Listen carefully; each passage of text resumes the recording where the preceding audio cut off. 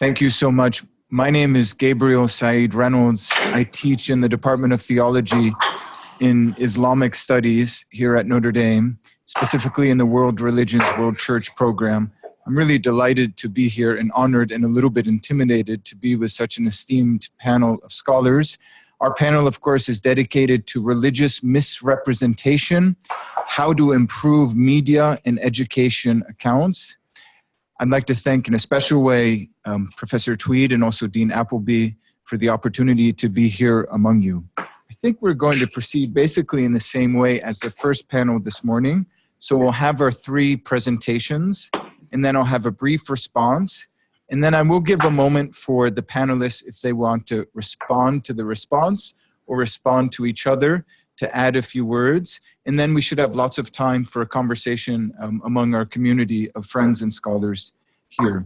Just a reminder that this is a certified green conference, so you're not receiving lots of handouts, paper handouts. But if you look at the back of your name tag, you have the URL of the website for the conference, where you can find all of the biographies, biographical details, and abstracts of papers if you're curious for that. I will introduce each presenter before she or he speaks, and then go on with my response after that. So we're going to start with Professor Moore, Diane Moore, who's the director of the Religious Literacy Project and Senior Fellow at the Center for the Study of World Religions at the Harvard Divinity School. She served on a task force at the United States State Department in the Office of Religion and Global Affairs in the Obama administration to enhance training about religion for Foreign Service officers and other State Department personnel. She was also, in addition to her many publications, the instructor of a fascinating massive open online course, or MOOC, through Harvard X, entitled Religion, Conflict, and Peace. And she's going to address a theme that's related to the other two presentations. So I think there's a coherence in the construction of the panel, which I didn't do, but nevertheless, it's there. And her specific topic will be Religious Literacy, a Critical Theory Framework. Thank you, Gabriel, and thank you for this incredible honor, Tom and Scott and Natalia. It's really remarkable to be here, and I'm so sorry I couldn't join last night to hear your remarks. I was giving another presentation in Chicago and arrived early this morning from there. So anyway, again, it's such an incredible honor to be here. I also just want to say thanks to all of you on the panel, the earlier panel. I thought the framing of what we just talked about is not only incredibly critical and relevant, but the complexity of the language that you all are helping us to try to wrestle with is really my work. I'm actually trained as a social ethicist, and my work has really pivoted on this focus on helping to promote the public understanding of religion in a more complex way, to give not only citizens, but professionals in a variety of fields language to be able to think about religion in a more complicated way. And I'm so grateful again for the conversations this morning, because we're both acknowledging, Aaron especially acknowledged the fact that we have these categories that are incredibly problematic, that we know are troubling, but they are the categories that are functioning in public life. And we have to know and be able to rehearse and practice our own capacity to be able to recognize and work within those categories, but to problematize them in ways that are going to be translatable. So really in the short version of what I do, it really is to build bridges between the academy and civil society, particularly, although also working with government officials, but to really think about how do we bridge the incredible riches of the academy and translate those complicated ideas to a general audience. And that is really the work I do. So I'm slightly, I'm humbled to be here, and also the actual representation of what I do is not going to be new to this audience. It'll be very much a truism. So what I think I would like to do this morning with my time is to share with you the framework that that I've constructed and that we utilize through the Religious Literacy Project, and that we've used to work with educators, K through 12 educators, government officials, journalists, humanitarian aid action workers, and also now a new venture in media and entertainment, which is a whole world in itself. And that we can talk about that if you want. But anyway, so the idea is to, this framework is the consistent thing that cuts across all of our work, working with professionals, but working in collaboration with them to learn what their constraints are, what their challenges are, and how, and if the framework is useful, and if there are ways we can then construct or shape and adapt the framework to be relevant to their work. So for me, it's a very much a collaborative enterprise, and very much a sense that we have something to offer, but we have a lot to learn. And that is the nature in which we approach all our work. So I'm going to share with you, I'm just going to really run through quickly the framework itself. Again, not that any of this information will be new to any of you in this audience, but I think it's just one way to do that translation. So I'm going to basically give you an example of how we can build those bridges and use that translation. So, so I'm going to just move through this relatively quickly, and then talk a little bit about what the implications might be. So I always start and say that they're basically, I always want to name the premises that I bring to this work. Because again, any number of ways to approach this question of religious literacy, this question of why it should matter. So I always start with 4 premises. The first is that religion is a powerful force in human experience, and that it is a consistently powerful force, and that it is currently, both in a historical context and in a contemporary way. So just to name that, I think, is critical. And then as to why it's important, I think will become clear. The second premise is that there exists what I call a widespread illiteracy about religion that spans the globe. That, again, is not news to any of you, but for me, and one of the reasons I can make the claim it spans the globe is it's one of the legacies of colonialism, because the nature of how we understand religion has been transported in many, many, many parts of the world.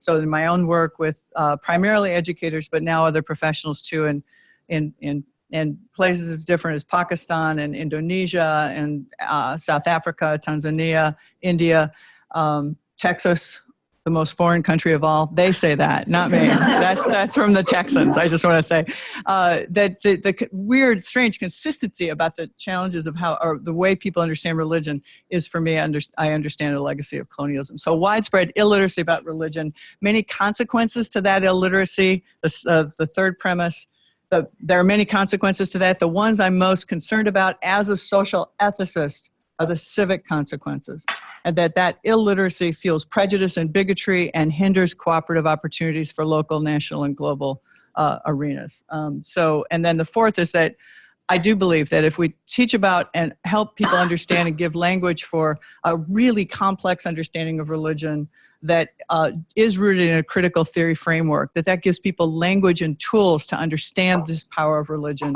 and that they can then apply them in their own context. This is incredibly key. So it really is about tools of analysis, tools and language to give people to be able then to apply it, as opposed to trying to tell people what it means to address or engage religion in their either professional or local context where religion's playing out. So that's the work we humbly attempt to do. So quick example. Now this is, again, what I would say to a lot of groups to help root them in what we're doing. So again, this is not news to you. I'm going to go through, so just say very quickly some fundamental and common representations of illiteracy about religion. One is that religious traditions are presented as internally uniform and static, as opposed to diverse and evolving. A very common, very persistent misrepresentation of religion, what I call an example of religious illiteracy. The second is that religion traditions are represented as wholly positive or wholly negative, right? It's either religions are really good forces or religions are bad forces. This is, again, a common misrepresentation that's deeply rooted in many contexts around the globe. Religion, the third, religion is assumed to be a private matter and not appropriate for the political, economic, and public sphere. Also incredibly problematic, and itself a deep representation of the influence of Protestant hegemony on the definition of religion itself.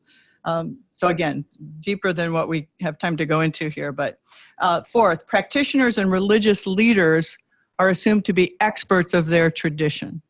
This is a very problematic assumption that is common and very much reproduced in many different contexts. And then fifth, the final one that I'll just highlight, there are many others, that another example of religious illiteracy is the conflation of devotional expression with assertions about the truth of the tradition itself. Conflation of devotional expression of belief with a truth about the tradition itself. So, so then for us and for me, I'm going to give the brief definition of religious literacy. And the definition of religious literacy is the ability to, quote, there's two parts of this, to discern and analyze the fundamental intersections of religion and social, political, cultural life through multiple lenses. So never being able to isolate religion as a separate entity. To discern and analyze the fundamental intersections of religion and social, political, cultural life through multiple lenses. And then second, the ability to discern and explore the religious dimensions of political, social, and cultural expression. So it's both, when we enter with the religion lens, recognize that it's always historically and culturally, politically contingent. And when we are looking at any question around any concern, to always ask what I call the religion question. It's like asking the gender question or asking the race question. I mean, it's a lens of analysis because it's always relevant. It's always relevant. And we rarely think about religion as relevant except in explicitly religious ways. So the religious literacy, then, the framework, is a way to understand religion with these two prongs. So there are four assumptions. Again, this is not new to any of you, but I think they're important to articulate. There are four assumptions that all religious studies scholars share, and my work is coming out of both as a religious studies scholar, but also my subset. And I want to make clear here, the subset of what I also am promoting is a critical theory understanding of religion, and that is not what all religious studies scholars share. But I want to first articulate what all religious studies scholars share, and then move into why I think a critical theory framework is the most relevant and important for us concerning the questions of civil life and civic discourse that I think are so relevant for our concerns today. So the four, briefly, again, not news to any of you, but I think it's helpful to get these articulated in as succinct a way as possible. And by the way, we can make this assertion that all religious studies scholars share it, which is itself, of course, not really true. but the reason I can make this assumption is that I had the privilege of working on a task force for the American Academy of Religion, where we created guidelines for how to teach about religion in K through 12 schools. And those guidelines were able to articulate these four fundamental assumptions, and miraculously, truly miraculously, it passed the board at the AAR, because we at the religious studies scholars hardly agree on anything, except that we don't agree on anything. So this was, I think, a pretty significant achievement for all of us in religious studies. So the first is that there is the first assumption is that there's a distinction between a devotional assertion of a religious expression and the study or engagement of diverse devotional assertions, which is religious studies. Again, it's a truism, but we conflate them all the time, right? We don't make that distinction between devotional assertion of a religious person and then the engagement of the study or being a student of the diverse expressions of religion, which is what the study of religion involves. The second assumption is that, again, truism, religions are internally diverse. Just a simple articulation, and not just about sex and different sex and representations, but within communities and within families and even within an individual, because religions are living traditions. They evolve and change, they're never static. They're internally diverse at the most macro and micro levels. And always to remember that. They're dynamic. Religions are socially and historically contingent is the third assertion. They, again, I already made that claim, but they are not static historically. And we unfortunately often think about and teach about religion through a kind of isolated notion of religion as ritual, belief, and practice. So we learn about religions by learning the Four Noble Truths and the 10 Commandments and the 5 Pillars. Those things are a very superficial understanding of religion. And even those, though, are never taught or rarely taught as historically contingent in relationship to how they're understood. And so the notion that religions are evolve and change there is itself again, very rarely understood, and to be explicit about that is important for a deeper understanding of religious literacy. And then the final one is that religions are embedded in all dimensions of human experience. And that is the more challenging one for lots of people, because again, we think of religion because of a long history of a particular interpretation of secularism. We have an association of religion as private and independent of political, economic, cultural life. So making this claim is really a critical one. And there are many ways that we can represent that, but to be able to move into the critical theory understanding of religion, I'm going to pivot now using this notion that religions are embedded and give an example of how we, through the Religious Literacy Project and my own work, how we represent that embeddedness that brings in a critical theory framework. And I'm getting tight on time here, so I'm going to be relatively brief, but I just want to then just highlight that we use Johan Galtung's framework of typologies of violence and peace as a way to understand how religions are embedded. And also it brings then in this normative claim that we make that I want to just say I think is critical for all of us in the scholarship of religion in our contemporary times, to say that we are living. I mean, I think religion has always been a critical factor in any human expression, but I think especially in our critical period today, we absolutely have to claim a normative foundation for what it is we're trying to promote. I just want to be really clear about that. I think because normative assumptions are functioning all the time, I think the key is not to pretend to be neutral, but to name and claim our normative assumption and be prepared to have to try to defend that or be persuasive about that in the context in which we work. So for me,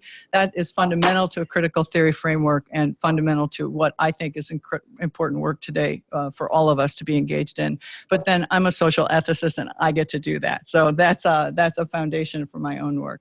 So Johan Galtung, again, this is not going to be news to anyone, certainly not here at the Kroc Center, but let me just say that his framework is challenging the way we only think about violence as direct violence, and he has then constructed a typology of violence that includes an typology of peace that is that represents direct violence as one prong of this typology, but then he adds structural violence, which are again behavior. Well, I don't want to go into this too much, but just again to say that we have articulated this or tried to make a more concise articulation of Galtung.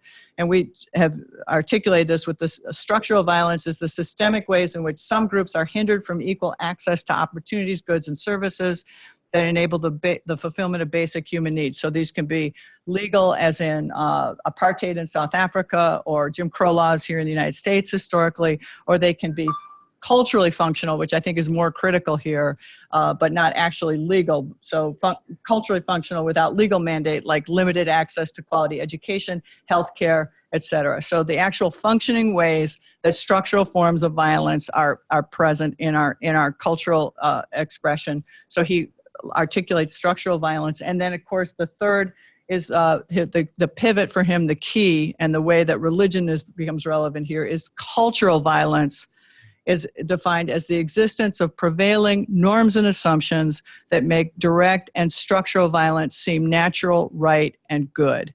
That's the key for us. And religion then is always, always present as a force for cultural violence, promoting and giving sanction to forms of structural violence and direct violence. And religion always is functioning as a form of cultural peace. So direct peace, structural peace, cultural peace are the corollaries to the typologies of violence that represent. So cultural peace becomes embedded norms and assumptions that make structural peace, egalitarian societies, the failure, the minimization of marginalization, and direct forms of peace, natural, right, and good. So for me, the key here is that religion is a powerful force. We need to give people language to understand how it's functioning, not as a positive or a negative, but how is it functioning in any given context.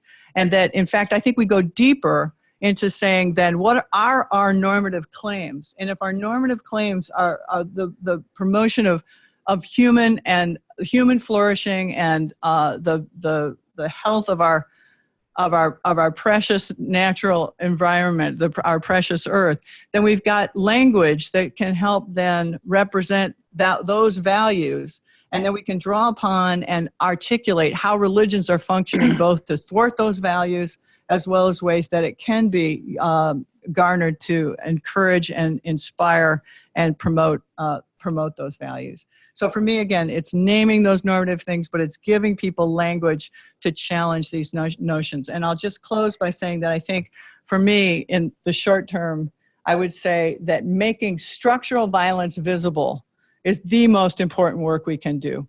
Because every one of these institutions, the notion of secularism with the idea that we can be neutral. Donna Haraway, historian of science, has this wonderful phrase about objectivity. She says, objectivity is the God trick of assuming you can see everything from nowhere. That is the greatest phrase. Objectivity is the God trick of assuming you can see everything from nowhere, and instead posits this notion of situated knowledges where we claim our partial perspective. So it's not relativism, claiming our partial perspective and then articulating what those values are and what we see from that lens. And so the making visible structural violence, which is always otherwise invisible, I think is probably the key to helping us address some of the most challenging issues we're facing today. So thank you very much.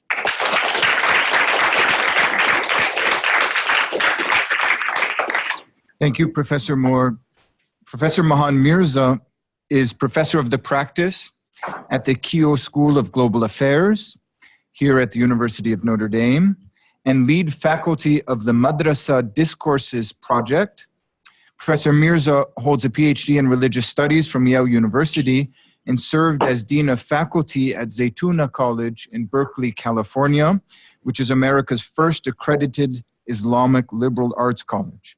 He will speak to us this morning on media and madrasa, between rumor and reality. Thank you, Gabriel. Thank you to the Ansari Institute and to Professor Diane Moore for your remarks. One of the things that Professor Moore said is that an example of religious illiteracy is that the religion is represented as either wholly positive or wholly negative. So my presentation is going to be on a wholly negative example. Media and madrasa. I work with madrasas in South Asia, and madrasa is a term for an institution of spiritual and intellectual formation in the Islamic scholarly tradition. It's used with other meanings in other parts of the world, but that's how it is used in South Asia. Literally, it means a place of study.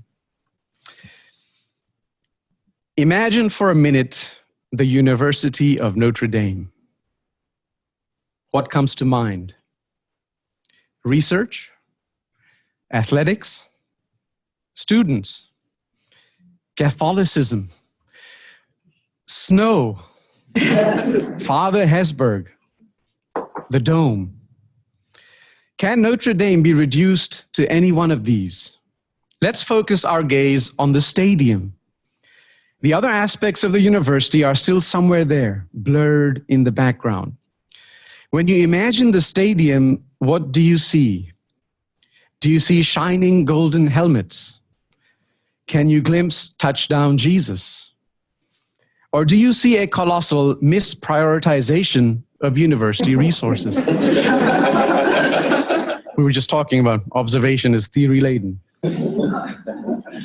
What if the overwhelming number of mass media headlines used Notre Dame as a symbol for American higher education gone wrong because of its emphasis on football, concussion, cover-up, cheating, entertainment, cash, scandal? Would that be fair? Would that be accurate? Would that be true? Or would it be fake? I think we all agree that it would be a travesty if the world were to see University of Notre Dame or even American higher education through the narrow prism of football failures. And we're doing pretty well this season. Yet the specific instances being covered might all be true in their own right. It is difficult to reduce the question of negative headlines to fact-based versus fake news. We're talking about editorial choices, perhaps with a mission to persuade this way or that, propelled by a combination of interests.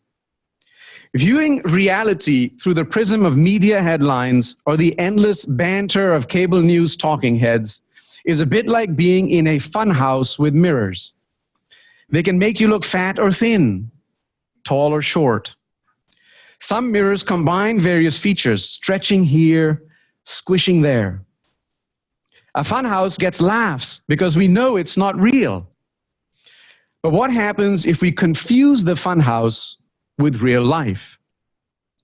We get a perspective that is drastically distorted. American mass media, by and large, leaves a funhouse kind of impression for the general public regarding Islam and Muslims. The difference being that the distortion is far from humorous or entertaining. The distortion creates an anxiety around all things Islamic that we call Islamophobia.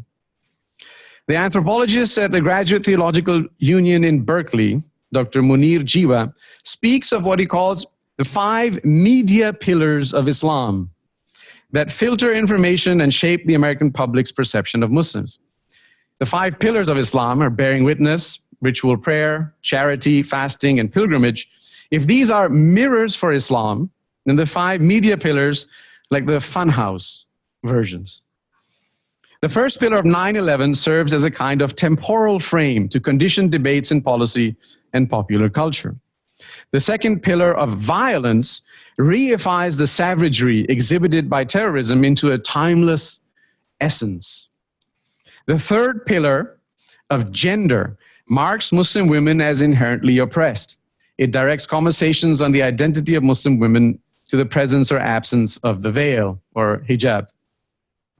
The fourth pillar frames Islam versus the West. They hate our freedom.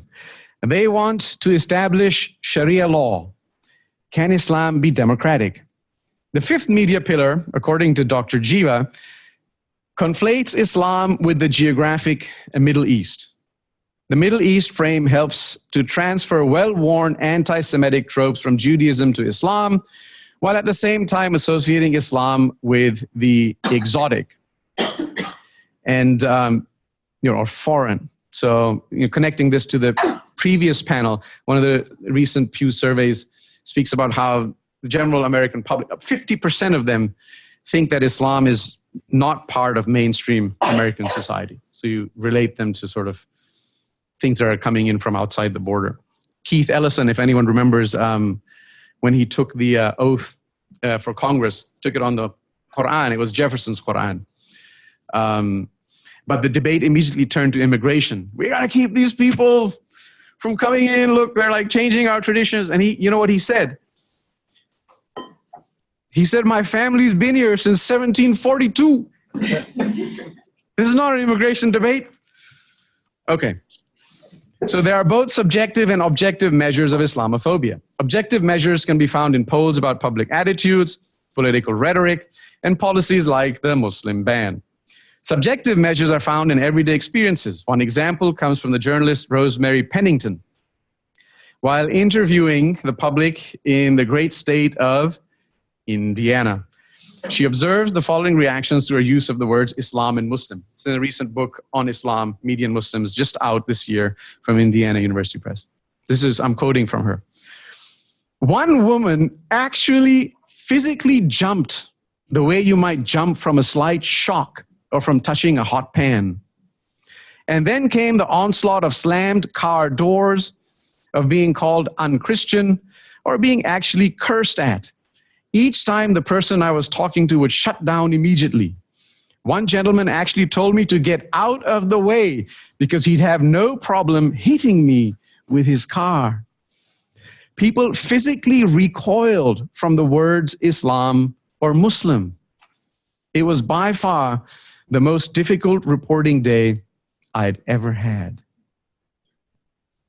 That's the end of the quote.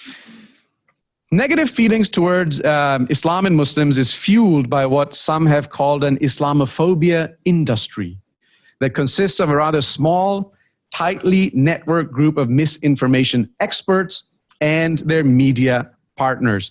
One could add, to the media entertainment industry. So Jack Shaheen, for example, did pioneering work on this in his Real Bad Arabs, R-E-E-L, Real Bad, from film. And I have more examples of this in my paper. So in the 1980s, for example, to mention real quickly, we had these movies where Rambo was fighting with the Mujahideen in Afghanistan against the Soviets. Or James Bond was being rescued by the Mujahideen in their tents, and the jihadi is speaking English better than the Queen, graduated from Oxford. And then, as opposed to that, Rocky Balboa is fighting Ivan Drago, the Soviet, villain. So these things get represented in and trickle through the culture in all kinds of ways. In the 80s, the Mujahideen, they had a different name. They were called freedom fighters. So later on, we made freedom fries, when we had problem with the French. So we don't want to call them French fries. And so, names like this just change at a dime. And so one of the points I make in my paper, I won't make in this talk, is, I don't think it's millennia of history. I mean, that's there. It's important to learn this. But media cycle is so quick today and so powerful that you can change headlines and perceptions, fairly quickly. It depends on what's driving the agenda. Maybe we can talk more about that. That's in my feeling. Okay, so negative feelings towards, I mentioned this, Islamophobia industry. Despite all this, so I'm going to pivot, a significant part of the country resists the negative impulses generated by this industry. This is very interesting. It is a small wonder, maybe in fact even a miracle, that so many stories of goodwill between Muslims and their neighbors abound. And I have personal stories I can share if there's time as well. After all, for every Muslim wanting to move back home to a Muslim country, there are 1,000 or more wanting to come here to claim the American dream. I myself choose to live here, after all, instead of in my native Islamic Republic of Pakistan. It can't be all bad. In fact, it's great. America, like Islam, is full of paradoxes. When the Muslim ban was announced, what seemed like the entire country came out in protest. We are all Muslim today. What does this indicate? Even devout Catholics at Notre Dame. We are Muslim today. It's incredible. So what does this indicate? For one, this indicates that Notre Dame is much bigger than football. I have a smiley face. Maybe this looks sounding too serious. It indicates that propaganda has limits in an information age. In an age when social media reinforces people's prejudices and mass media has more power than ever before, information technology has also broken down barriers like never before, allowing people to see past the smoke and mirrors. And likewise, on the other side of the planet, negative perceptions of America, and by extension, Christianity, are commonplace, augmented perhaps by post-colonial dynamics. Nonetheless, just like in America, we find an abundance of good impulses, even in the most deeply conservative sectors of Muslim societies. I work in such a sector with graduates of madrasas in India and Pakistan. The millennial generation is hungry to make new connections in a global age. I sometimes feel that the millennials across the world, like from madrasa and at Notre Dame, relate to each other better than intergenerationally within their own societies. So the millennial generation is hungry to make new connections. That's true in the Midwest, and it's true in the madrasa. Our project brings the two together. It's one of the things our project does for conversations around faith and ethics, and the experiences have been transformative. I'm going to read a quote from one student. She says, We're all trying to find our place and our guiding principles and purpose in a world that seems plagued with political unrest and senseless violence. This experience in the madrasa program made clear that not only is tolerance possible, so is harmony. In these interactions, our similarities seem much stronger than our differences. And as a result, it is easier to talk honestly and constructively about the barriers we face on our way to living in a peaceful world. So, key component of strategic peace building. Transform the relationships. So our project aims to transform madrasa intellectual culture, but Islamophobia poses a challenge. How does one work for change or reform, enhancement? These different words are used. Indeed, how does one even admit there is a need for change without reinforcing the perception that something is wrong? And there again, the power dynamics and the kick in. Political rhetoric, organized xenophobic pressure groups, military bluster, and media narratives that are increasingly influenced by consumer-driven market forces, clickbait. They're harvesting our attention for influence and profit. Consumer-driven market forces only help to fan the flames of extremism and weaken the hands of bridge builders. Fear sells. It grabs our attention. But while the invisible hand of the market may do wonders for the economy, it is wreaking havoc everywhere else, locally and globally, in politics and culture, with the environment and climate change. Nevertheless, good people on all sides, everywhere, recognize when a number is being done on them. With the support of programs like Madrasa Discourses, institutions like what we have here at the Kia School, the Ansari, and partners elsewhere in this country, around the world, I do hold out hope that there are just enough people who will be encouraged to listen to their better angels. Thank you.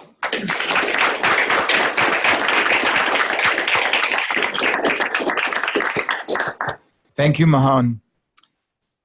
Jolyon Mitchell is a former producer and journalist for BBC World Service and BBC Radio 4 and is current director of the Centre for Theology and Public Issues at the University of Edinburgh in Scotland. His research focuses on religion, violence, and peace building with particular reference to the arts.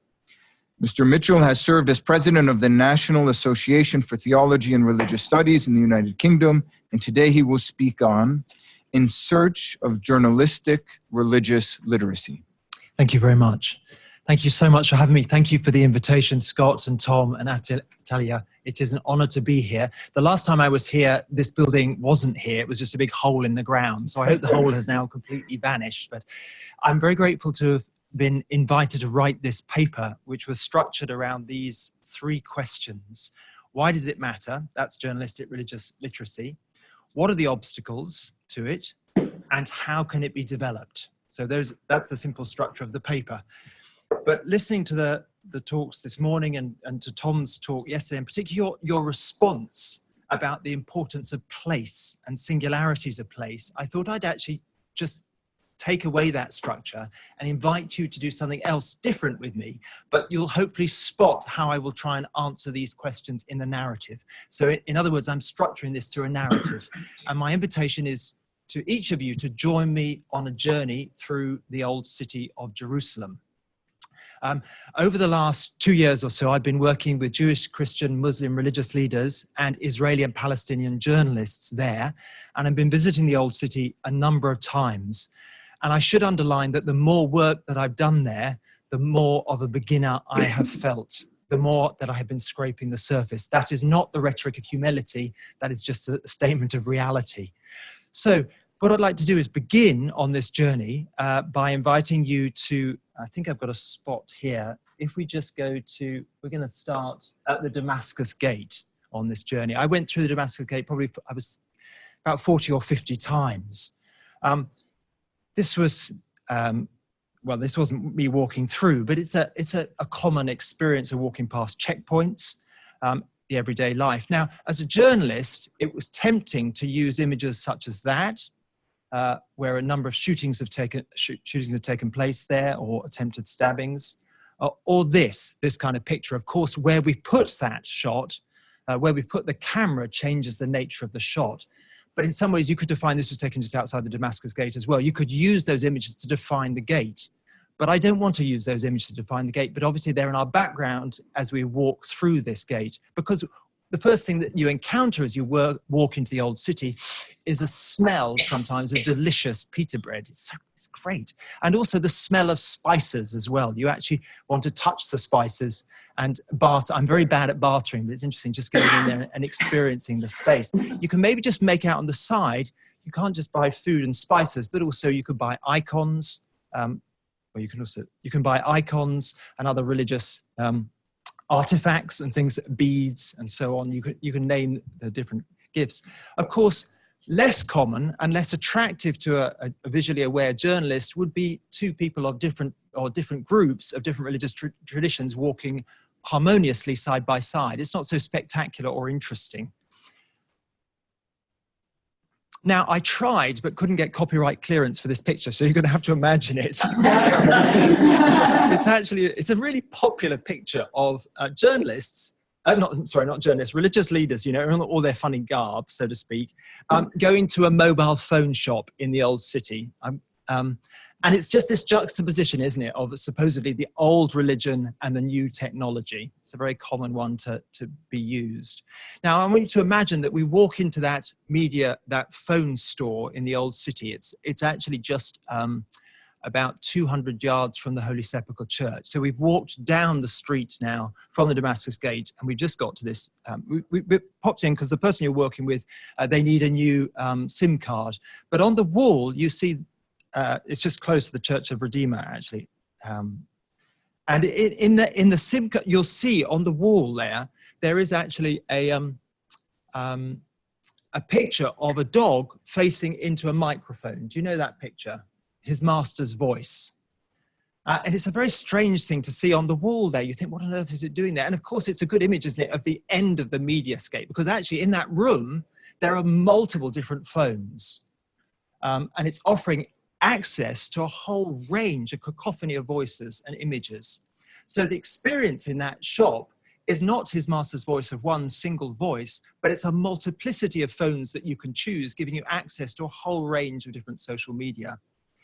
Anyway, once you've got the SIM card, we then go to this church, which is just near the Holy Sepulchre, just close to the phone shop. And there we meet Bishop Munib Yonan, who was for a while the president of the Lutheran Foundation. It's a very famous photograph here. Journalists were fascinated by this meeting because this, of course, was the man who prayed, the head of the Lutheran Foundation, who prayed with Pope Francis for the first time for perhaps over 500 years. It's a very significant moment. But anyway, just let's hear him talk. Let's hope this all works. Talk about this space that we met in. You have 1 minute. Far from my home is the Holy Sepulchre and my Lutheran church. 2 minutes is the Al-Aqsa Mosque, Haram al-Sharif. 3 minutes is the Wailing Wall. So if you grow in Jerusalem, you grow in a diverse society where you think why we are different and how can we live together in our difference. It's an interesting question, isn't it? Of how can we live together in our difference, and how journalists sometimes attempt to explore that, or sometimes you may build barriers for that. Okay, let's go just a few yards away to the Church of the Holy Sepulchre. And tempting as a journalist, I will be drawn to pictures there, and it's used again and again for the Holy Sepulchre, of monks fighting over space. It's a very common picture.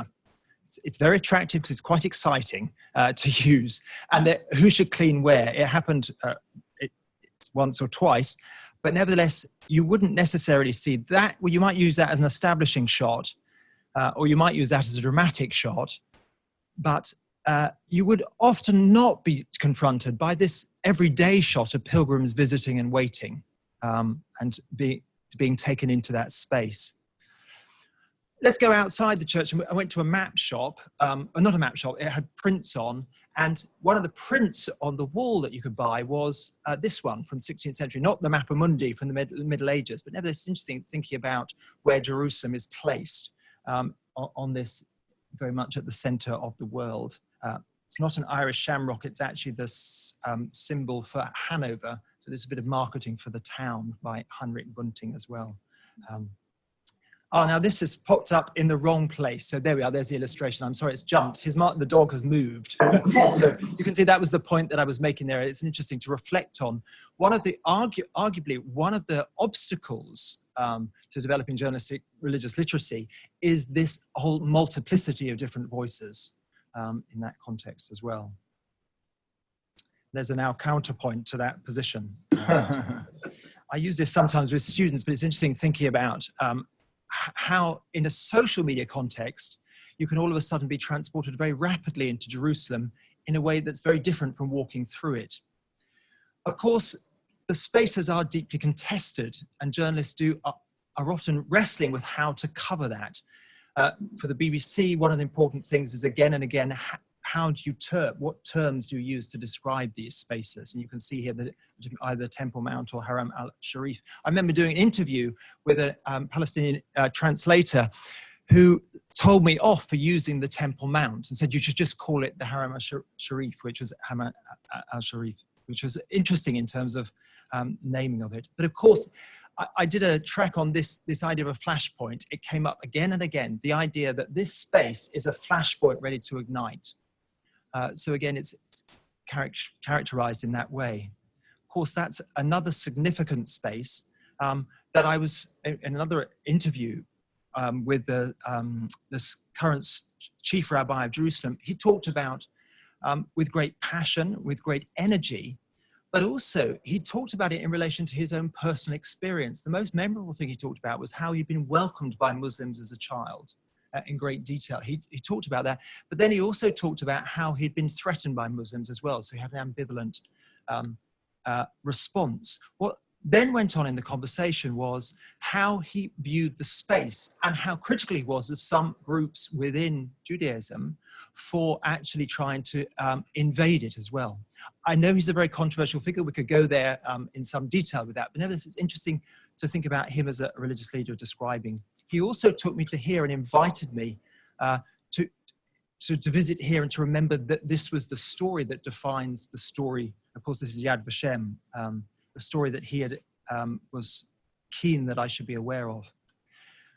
Another person, if you could imagine meeting not just by the Western Wall, but by the outside the Al-Aqsa Mosque, is Al-Habash, who's the Supreme Sharia judge in the Palestinian Authority.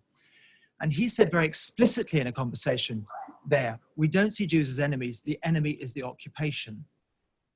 But he was very explicit about, in his sermons and in the conversation interview, that we don't want to give a single millimeter, a single stone, a single micromillimeter of the blessed Al-Aqsa Mosque. So it's interesting juxtaposing those two different voices as a journalist. What do you do with those two different voices that you've just had, the chief rabbi of Jerusalem and the head of the Sharia courts? How do you bring those together? And it's interesting talking about the desire for objectivity.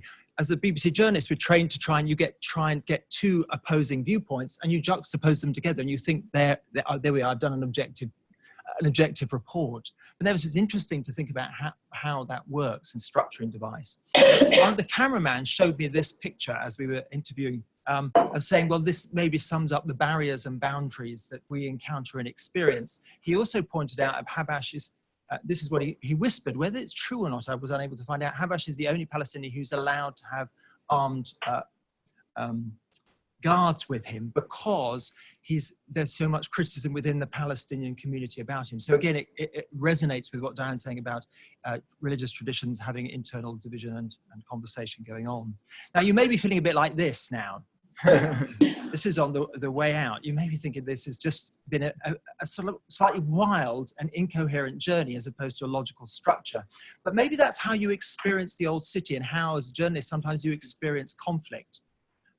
So let's go here, we're heading towards the end of this journey, which is the Austrian hospice. I was expecting a hospice to be a place where people were passing away, but actually it's a beautiful place where you can have I wasn't going to show food because I know lunch is coming up, but it's a delicious sort of quiet space. And there we could imagine just for a moment talking about some books this is still in the old city.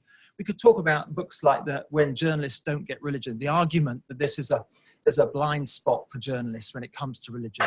I think it's an argument that's interesting that we can engage with. Or this book, which gives a counterpoint to this, suggesting that actually religion now has become not a soft story, but actually a hard story that has been taken much more seriously. But perhaps pertinent to our discussion here is this. I don't know if you know this book. This book has it's been very controversial in Britain, but I think it's significant to think about some of the obstacles for religious journalists, for journalists developing religious literacy. The Road to Somewhere, and he makes the distinction in Britain between somewheres and anywheres.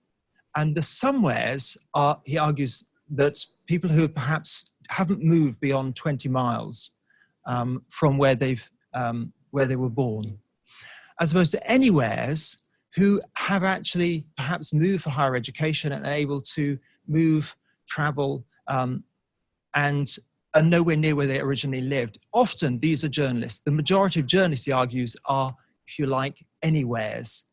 And this floating nature often puts them at a distance from somewheres who are deeply rooted in their particular places and spaces, whether that's Jerusalem or Lancaster. That is significant as we leave the old city, because it's thinking about this as a somewhere, a place that is significant. Obviously, it's got multiple layers.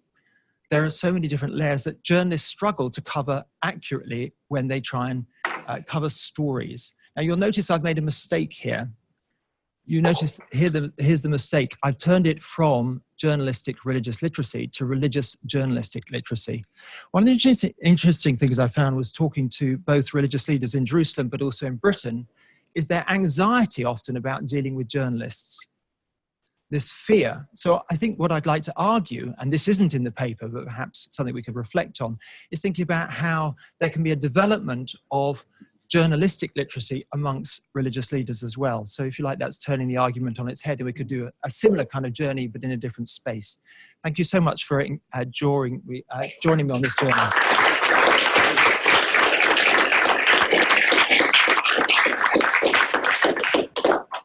Thank you very much, Professor Mitchell. I'll add just a few remarks.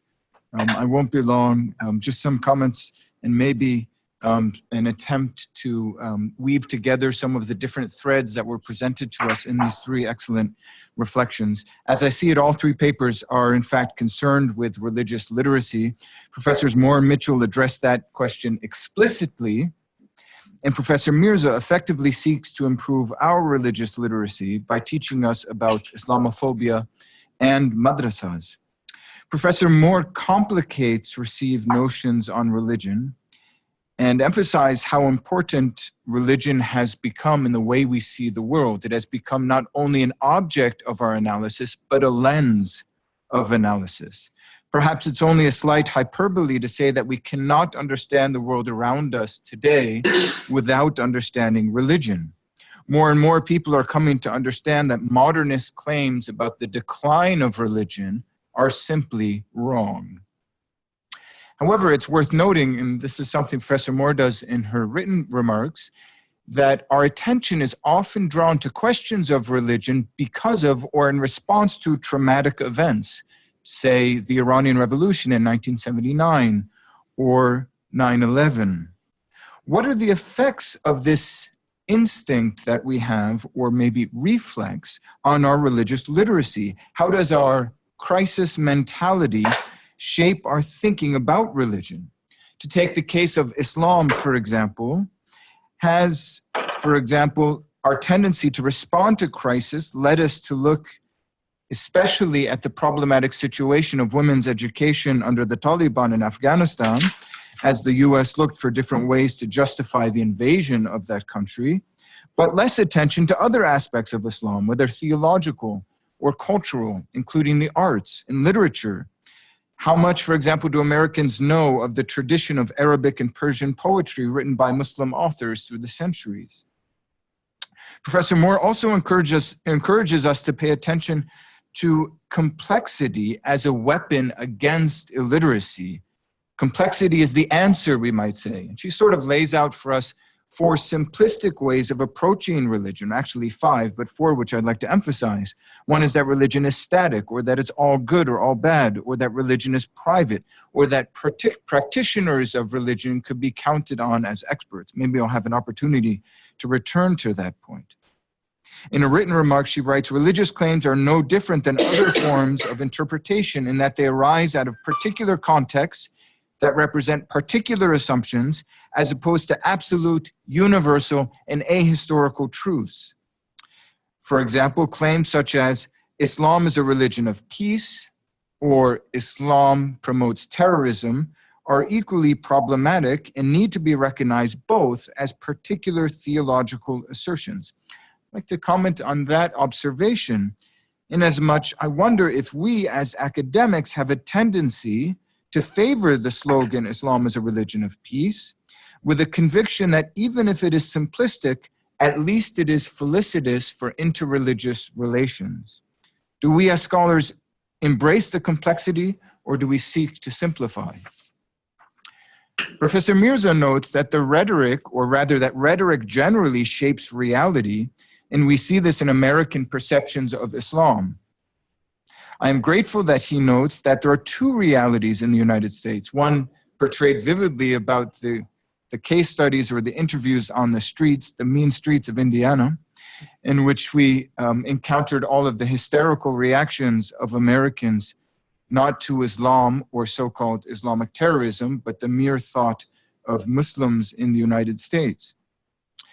But there's another reality as well, which was illustrated with the remarks on the response to the Muslim ban. It made me think of an encounter I had when I was giving a lecture to an alumni club in New York City about a year ago. After I gave my talk on Islam and the Catholic Church, the first intervention was by someone in the audience who gave an angry tirade on the dangers of Islam. This person was upset that I had suggested that there are fruitful paths for interreligious dialogue and wanted to insist that, in fact, Islam and Christianity have nothing to do with each other. A second person spoke up immediately after that and said that by emphasizing the difference between Islam and Christianity and imagining that Christianity promotes peace while Islam is inextricably intertwined with terrorism, this first speaker was actually being part of the problem. And at that, the entire audience erupted in applause. So we did see both realities there at that lecture.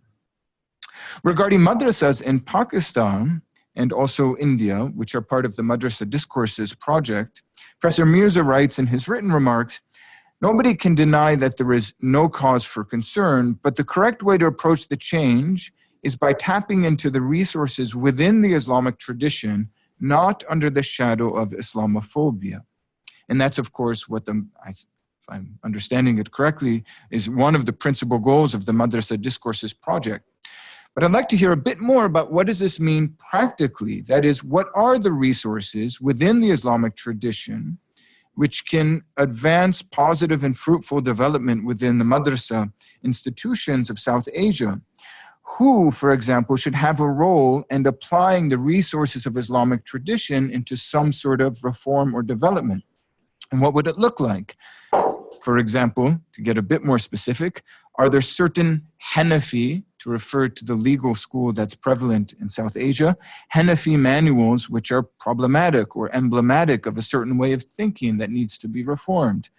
Or should rationalism be encouraged through the introduction of more study of philosophy and Islamic speculative theology known as Kalam? Professor Mirza also writes in his written remarks, change will come from leaders who believe and practice the faith, not from skeptics who abhor it. Does this mean that there is no role to play for Muslim secular thinkers, or generally for secularism?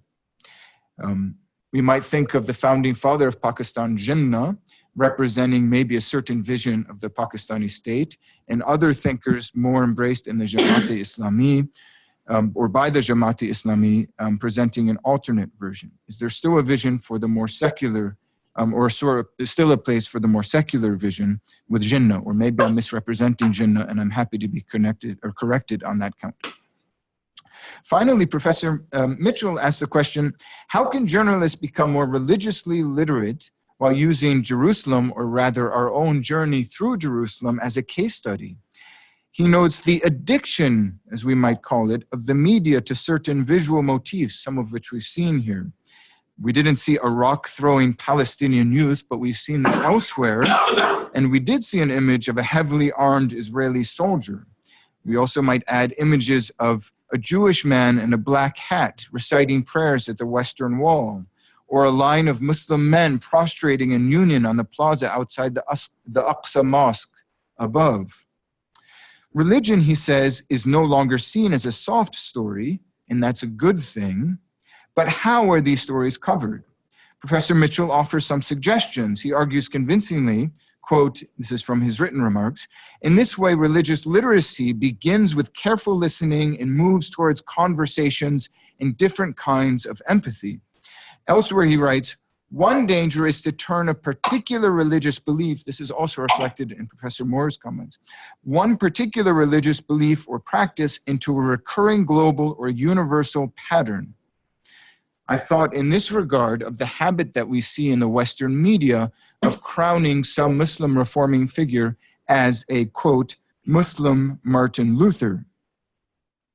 This might be, for example, Abdul Karim Soroush, the Iranian intellectual, or Khalid Abu Fadl, or Nasser Hamid Abu Zaid, the Egyptian. The platforms which the Western media can give to such figures can, first of all, misrepresent their influence within the Islamic world. But this tendency or habit to look for a Muslim Martin Luther certainly bespeaks a conviction that Islam is in the Dark Ages, and it needs to break out of that or emerge forth from it. I might add, incidentally, as a Catholic, it also bespeaks a Protestant notion that Europe was in the Dark Ages before Martin Luther came along, and like the Catholic Church, Islam needs something like a Protestant Reformation. Finally, this is just an additional question for Professor Mitchell, and with no elegant segue. How can the media address news stories which are hard to reach, such as the case, for example, that's currently getting some attention, but not enough, of the oppression of Muslims in China? And just to conclude, Professor Mitchell asks us towards the end of his written remarks to think about audience and audience-centered news coverage. I'd be happy to hear more about that. Are there possible pitfalls as we think about the audience that will consume media information? For example, if we were to be more thoughtful about the American audience, in cognizance that much of that audience is Zionist, and therefore perhaps argue that Zionism needs to be undone or at least problematized, would such an optic distort our coverage of events in Jerusalem or, say, at the Gaza border crossing? In other words, how can we be sensitive to audience and also robust in our analysis of the complicated events to be covered? Can we let complexity rule? And I'll stop there.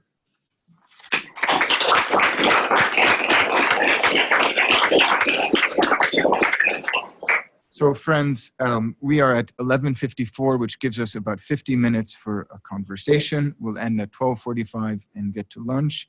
But first we'll have some more intellectual food to consume. I thought we'd first start with our panel and just open it up to anyone who would like to comment on other papers or comment on the response, and then we'll turn to a larger discussion.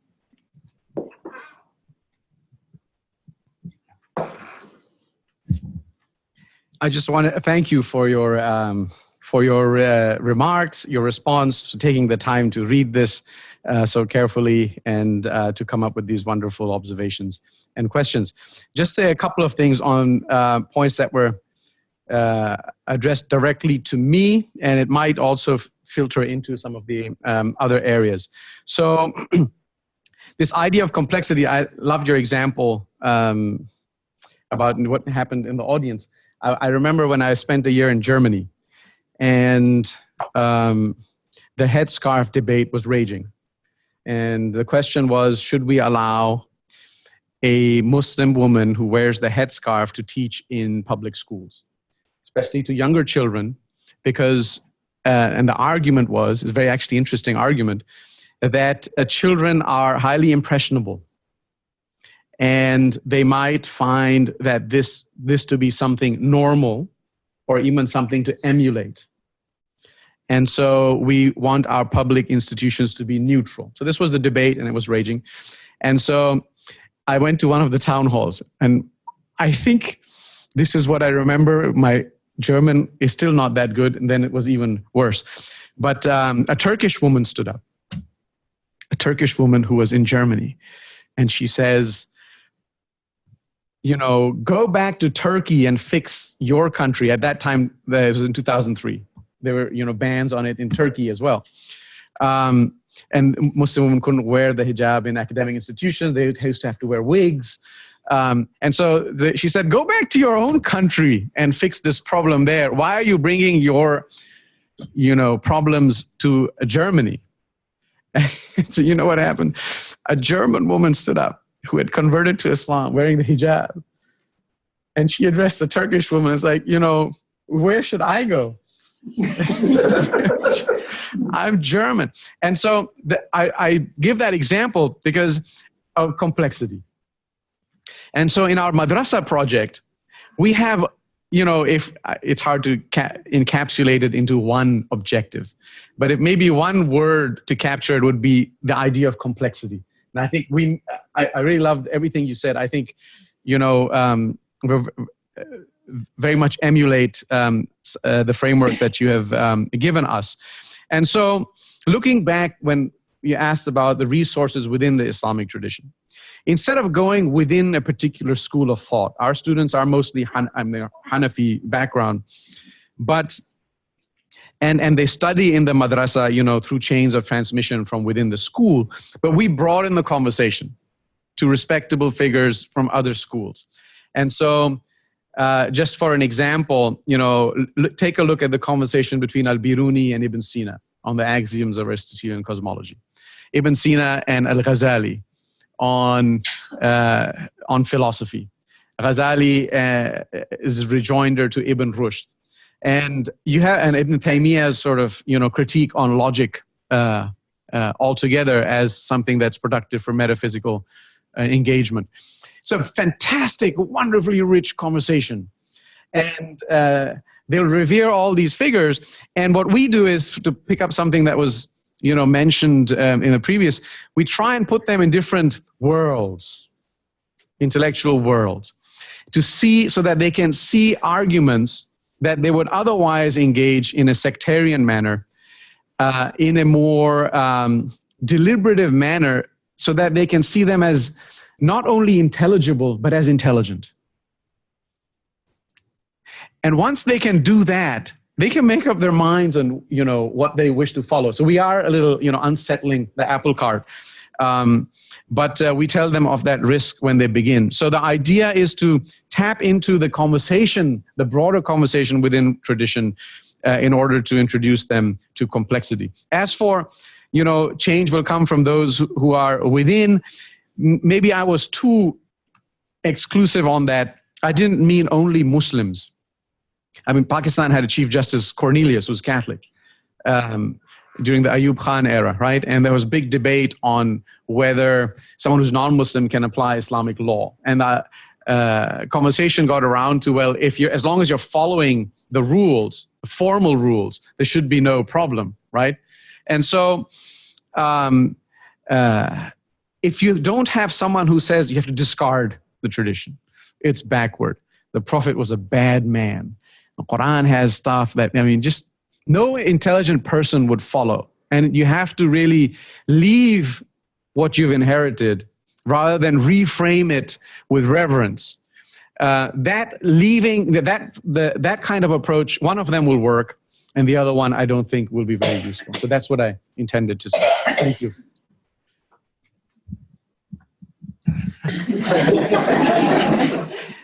Well, let me just first of all thank you for your comments and thank you for your excellent papers. I think I want to just comment on your last question. Can we let complexity rule?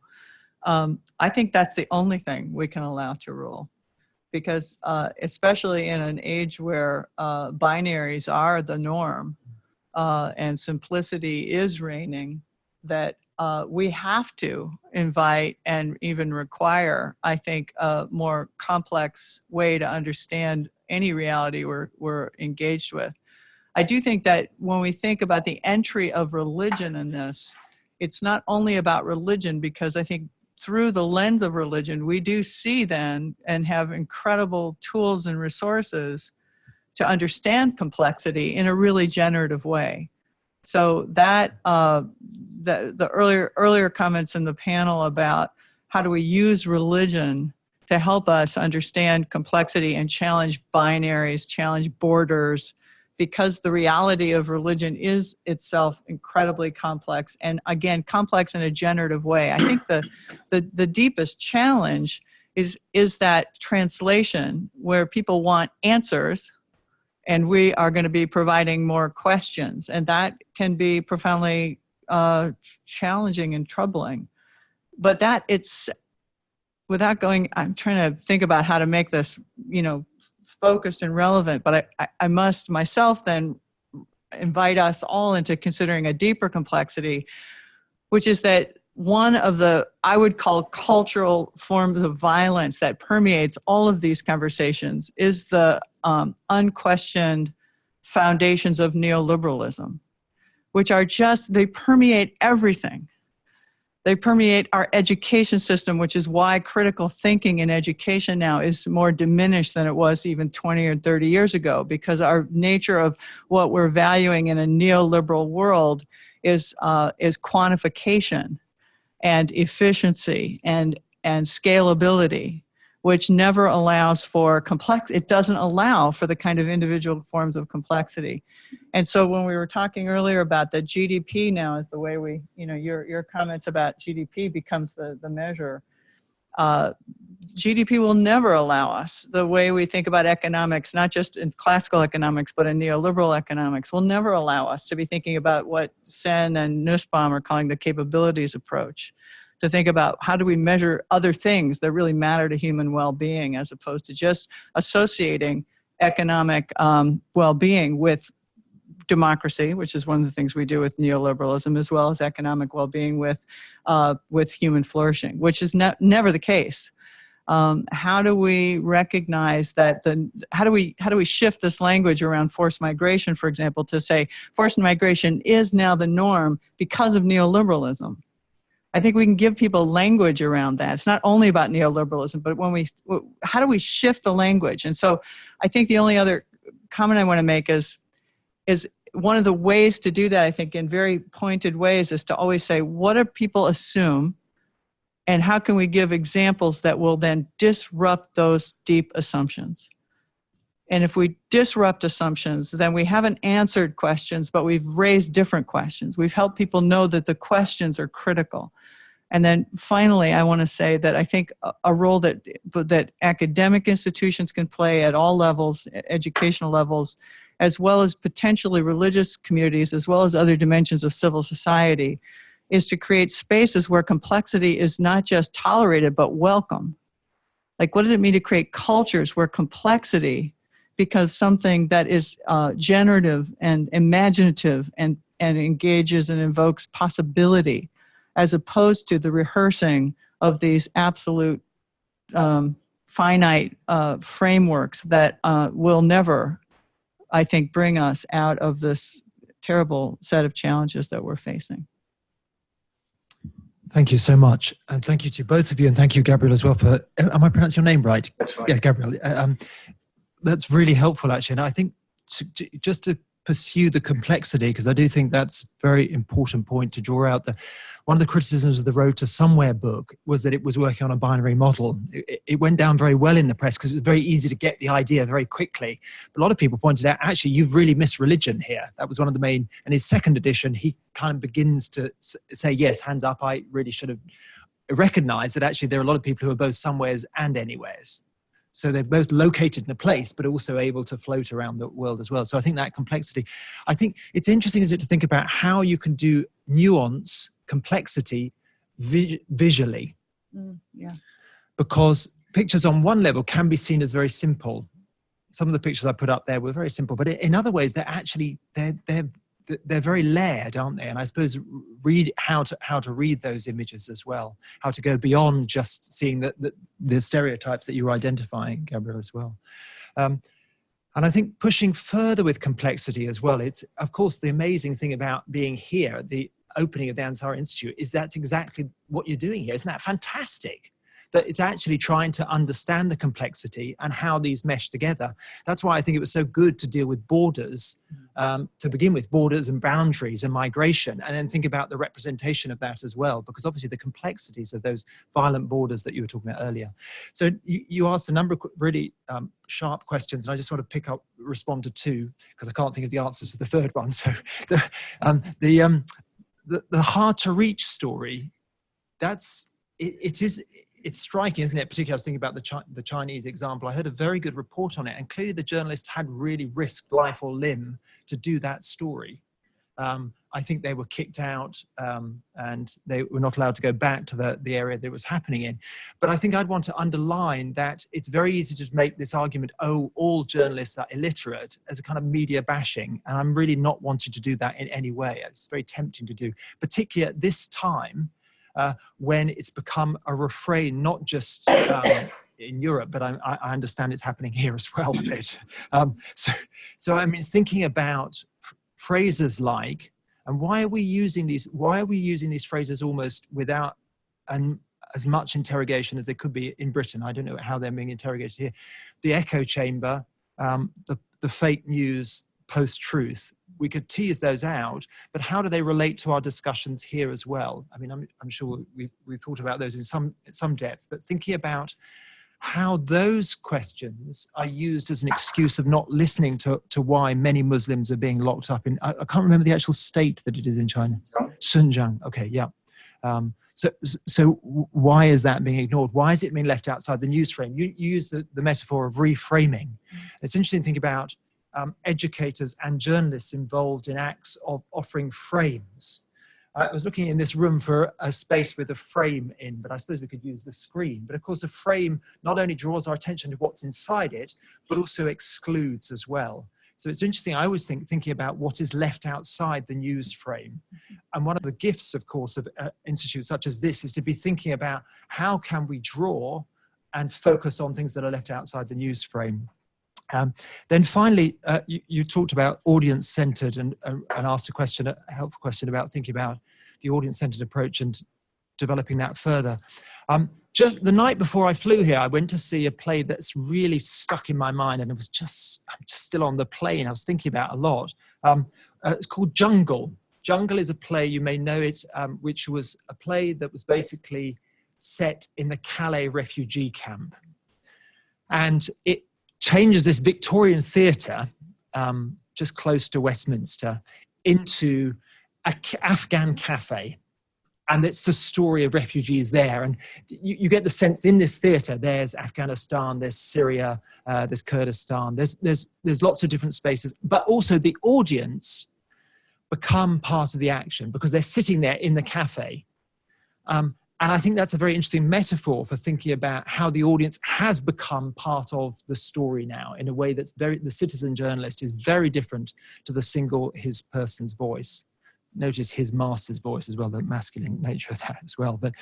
And I think thinking about how we are remaking a re-meaning, do I mean re-meaning? Well, there's an interesting juxtaposition. Remaking, remashing stories. For example, and this is where I've been influenced by scholars like Stuart Hoover and Lynn Schofield Clark, who've done really interesting ethnographic work with audiences, how people use media stories. For example, I think in one family, I think it was a Baptist family, they talked to teenagers who were going through real struggles, breakup of relationships, one of their parents had died, or the parents were going through a divorce. And to explain that experience, what they did was they said, well, it's a bit like, and then they would draw, because they were Baptists, they could draw on stories from the Bible, but then they would bring them together with things like the X-Files or Star Trek. And they would bring a parable together with the story, and then they would merge them together to try and make sense of it. So there's a bit of meaning making going on. And it's interesting thinking about, as a journalist, you have absolutely no idea what happens to a story, really. Because I bet everyone in this room had a slightly different response to some of the stories we've been talking about this morning, because of the narratives that we bring in, and then we weave new meaning into them. So I think it's a very interesting question to think about, how you engage critically with it, how you help audiences develop what we're suggesting in terms of critical responses. Great. So Jolyon, I wanted to ask you a question about so much of what you represented, I think, hints at the borders of, but I wonder if you are intentional to be actually representing this whole arena of thought now in journalism called peace journalism. And Galtung's been, of course, critical in the construction of that, but I think Jake Lynch and others have really, I think, developed it further. So that notion of peace journalism, as I'm sure you know, not to say we should be focusing our journalism on just nice, good stories, but peace journalism as really representing the complexity and challenging the kind of narratives of binary that are so easily represented in the structure of how news stories get articulated in the larger structures of news outlets. And it's looking at the complexity of both structures of how journalism is now having to function within the complexities of neoliberal life, but then saying, how do you take these stories and push them further into that complexity while still responding to the requirements of your profession? So have you thought? Yes, very much. I mean, yes, and I think the work of Jake Lynch and Galtung have influenced me a lot. So I was really pleased to hear you engage with them, and it's good to. But I suppose I have a hesitation with peace journalism, the argument for peace journalism, because, and the hesitation is this, and it maybe is because I've been so enculturated in sort of BBC culture, and even though it was many decades ago in the 1920s or something. So I think it was more that the counter argument was, oh, journalists should be promoting peace. Well, hang on a second. What about bearing witness to and it comes back to what was being said in the earlier panel. What about bearing witness to real heartbreak, to real difficulty that actually may make people, as we were hearing from Erin and so on, really angry? So that sometimes anger can lead to acts of violence. So that I know that's not quite, and I'm sure if Jake Lynch was here, he'd disagree. He'd say, oh, well, that's not what we're doing. But I suppose that's just a concern that, is there one set of binaries, and they use the sort of metaphor, Calhoun doesn't it, sort of Manichaeism. Is that being replaced with another set of binaries? That's my... Yeah. Yeah. Sorry, excuse me. Yeah, but it would be great now if we can continue the conversation and we can open the floor up. We were speaking about audience-centered journalism. We can be an audience-centered conference. To that end, if you would sort of introduce yourself, if you haven't already, and indicate to whom you're addressing the question. So we'll start with Natalia and then here. Yeah. And then. Thank you for the really stimulating panel. I suppose I want to highlight or to put in further conversation the two presentations or approaches that Diane articulated and Jolyon, and taking us back to the city of Jerusalem, and first ask ask you, Jolyon, to maybe ponder further about what exactly the images try to convey. What story did you try to articulate? Was it the story about the occupation of Palestinians? Was it the story of the Israeli-Palestinian conflict, as it's called? And of course, even the language of conflict is, can be problematized, occupation, conflict, and so forth. And what comes to my mind is and this is where what they highlighted, Galtung's complexifying of what is violence, direct violence, cultural, structural, and of course, he is not the only one who's been those questions. And the critical theory lens, on the one hand, and again, the issue of complexity with respect to, let's take that particular case that you foregrounded, because what goes into foregrounding Jerusalem as a representation, as a kind of metonym for a broader issue? I to talk about Jerusalem kind of captures, it's a microcosm of broader issues. What does it mean with respect to the analysis of religion as it relates to violence in its multiplicity? Would it be an act of reduction, of reducing the analysis of the conflict to religion? So again, taking us back to a simplified understanding of the question of morality as it relates to religion. So really, did the images try to tell us a story about, no, religion is not the cause of violence there, or yes, religion is the cause of violence? And then going to the images themselves, and actually it also touches on the what you talked about with respect to the frame and what is outside the frame. So thinking of the image of, let's say, the Western Wall, the plaza of the Western Wall, I always like to put a slide with this image to my students and tell them, well, what does and ask them and teach them, what does the image tell us, and where are the silences? So let's take one silence. Where are the silences? Oh, yeah. What is invisible? Because remember, Diane talks about making the invisible visible. And then ask the question of how does religion get read into the story of also invisibility? So I say, well, you know what's not here? The Maghrebi neighborhood that was here since the 14th century. It was bulldozed immediately in the aftermath of '67. So here is a silence. It's not there. Look at how beautiful the plaza is. So this is one story about invisibility, what is not there. Another image is, and I thought it was very interesting that immediately you told the narrative of the story of the Jewish leaders, and immediately we moved to Yad Vashem, to the story of the Holocaust. Again, that goes to the story of nation construction and nationalism and modern discourse and the story of anti-Semitism and going back to Europe. But in Yad Vashem, which is this art, the architecture of Yad Vashem, of the memorial for the Holocaust and the victims of the Holocaust, and it tells the story of anti-Semitism. The structure itself is an embodiment of a nationalist discourse. So you have that. You have to go through those long and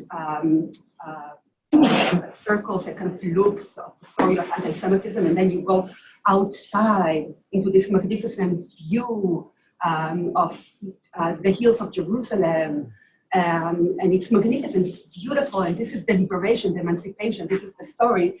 But there were Palestinian villages that were wiped out there where the beautiful trees are standing. So I wanted to maybe to try to connect the conversation here and the conversation that we had in the previous panel about boundary construction, nation construction, how the religious dimensions in those stories and how they play out, and how can complexities and that critical lens can be introduced. And also, there were no women in your story. Anyway, sorry for going on and on.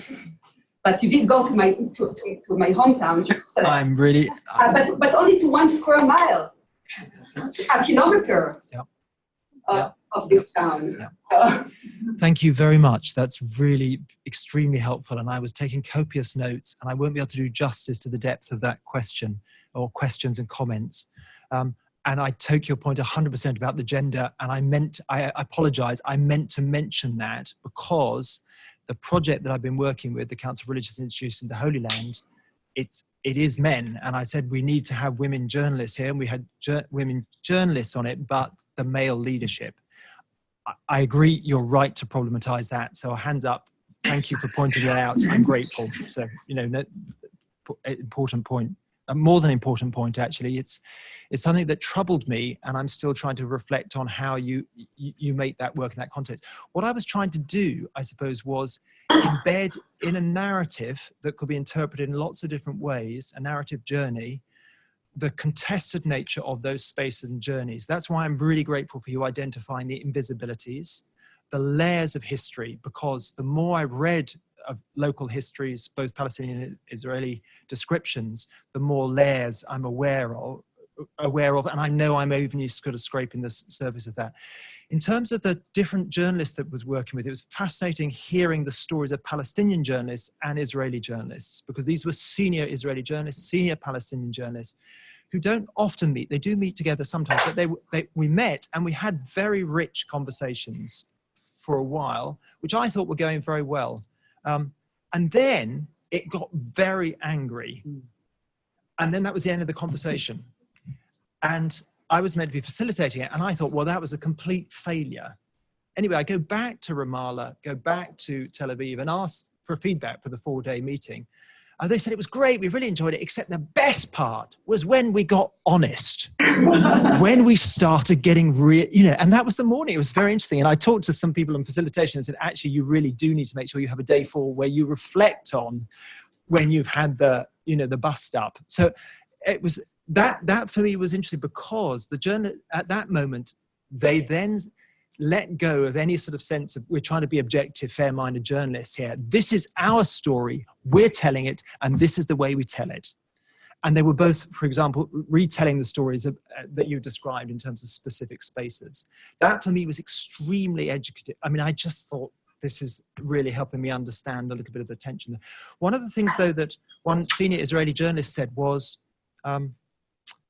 actually, I'm really glad to hear this story. This will change how I cover this story now, because they heard some of the criticisms that were coming from a Palestinian perspective. And I thought that, for me, made almost the conversations worthwhile.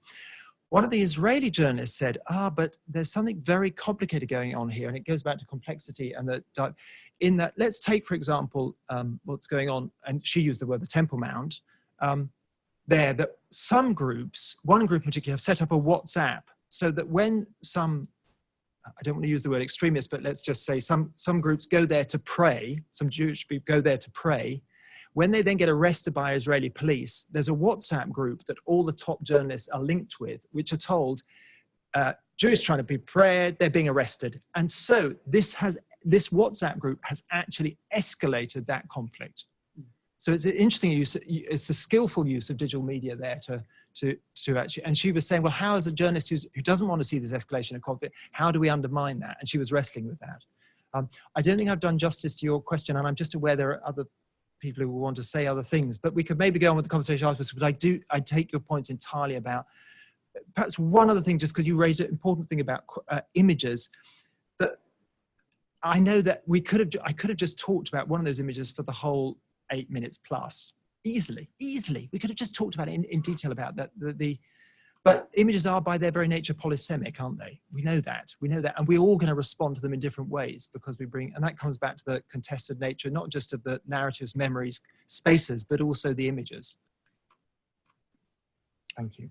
Thank you. We're going to move on here, and then Scott, and then I see, why don't we do 2 at a time? Is that okay? So we'll take, if you could introduce yourself, and then Scott, and then we'll respond to both of those. Yeah. Of the Catholic Peace Building Network here at the Kroc Institute. And the question is one I hope all 3 of you can answer from your own perspective, whether it be in regards to education or formation and education in madrasas or media production and consumption.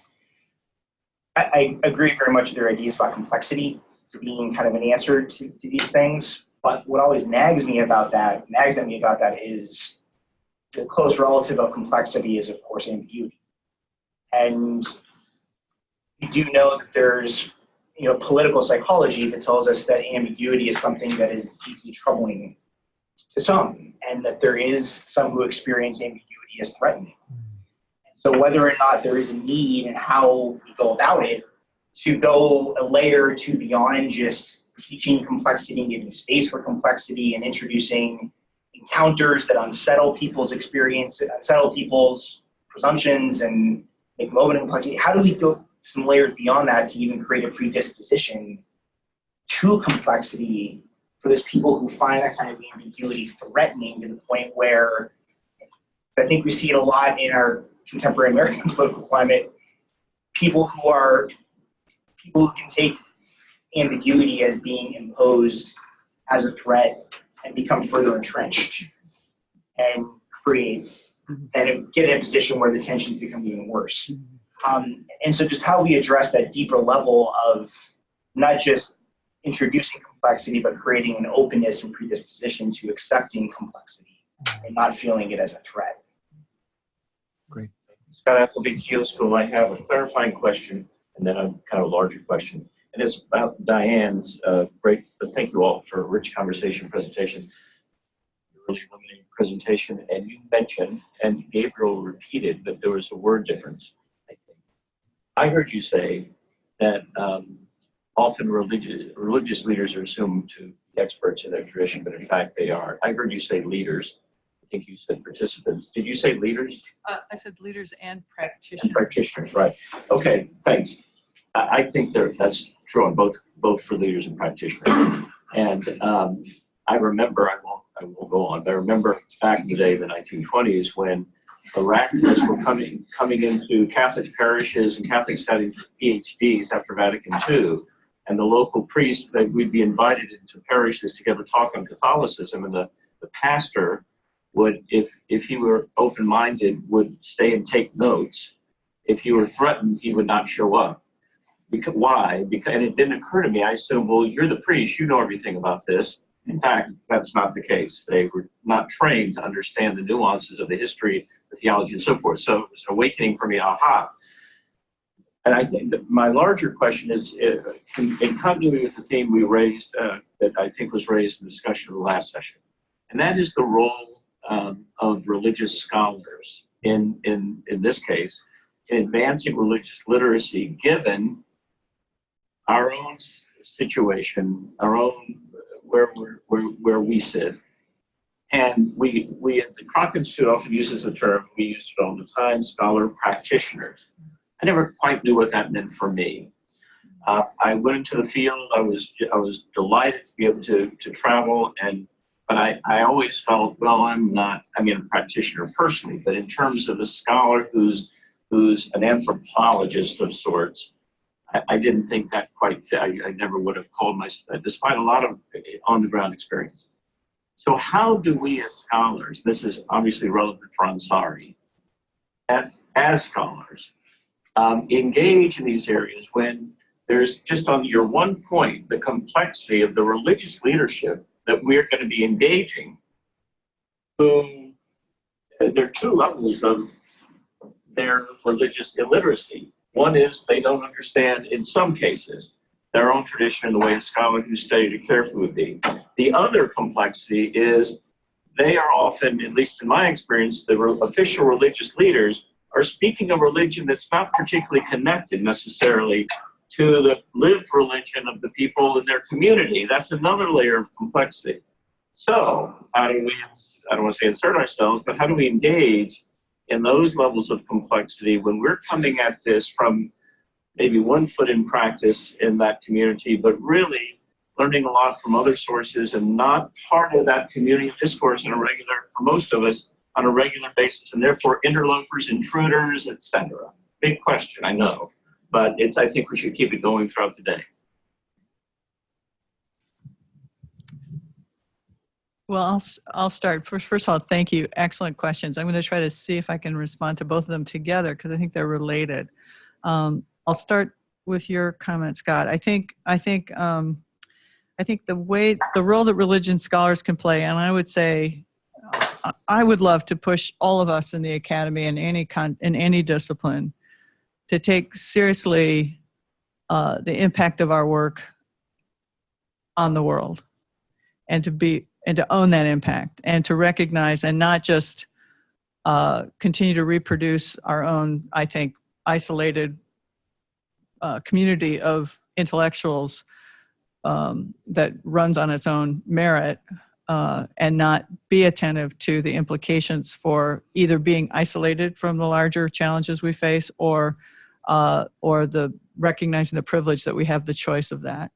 I just feel like religious studies scholars become actually very important foundations to model this, because religious studies by definition is interdisciplinary, first of all, and the normative dimensions of religious studies, I think, is more explicit, or can be more explicit than necessarily would be welcome in other disciplines. I could go on about that. But I don't want to say. So we have to be more explicit about our method because it's interdisciplinary. That explicit set of assumptions then can lead to one more step to be normative about what we're trying to promote and how we promote it. Now, so that's one just to invite to be transparent about our work, and then to also be transparent about the invitation then to be engaged with, whether it's religious leaders or others in communities, to say, look, these are different enterprises, and not to diminish one and elevate the other. This is where I found to be incredibly fruitful in my work. Is I often get asked, how do religious leaders or religious members of religious communities respond to your framework? And actually, they often respond very positively, because it recognizes the distinction and still gives credibility and merit to religious communities and religious leaders in their situated perspective, though, to recognize that it's particular, not universal. That's the one challenge sometimes. But it gives language to say we have a really critical role, and it distinguishes the role between religious studies scholars and practitioners of religion.